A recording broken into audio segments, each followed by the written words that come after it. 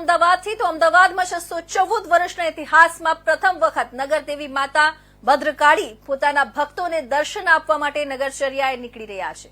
ત્યારે આજે મહાશિવરાત્રીના દિવસે નગરદેવી માતા ભદ્રકાળીની ભવ્ય નગર યાત્રાનું આયોજન કરવામાં આવ્યું છે। અમદાવાદ શહેરના નગરદેવી શ્રી ભદ્રકાળી માતાજીની ભવ્ય નગર યાત્રા આજે ભવ્ય શોભાયાત્રા કાઢવામાં આવી હતી।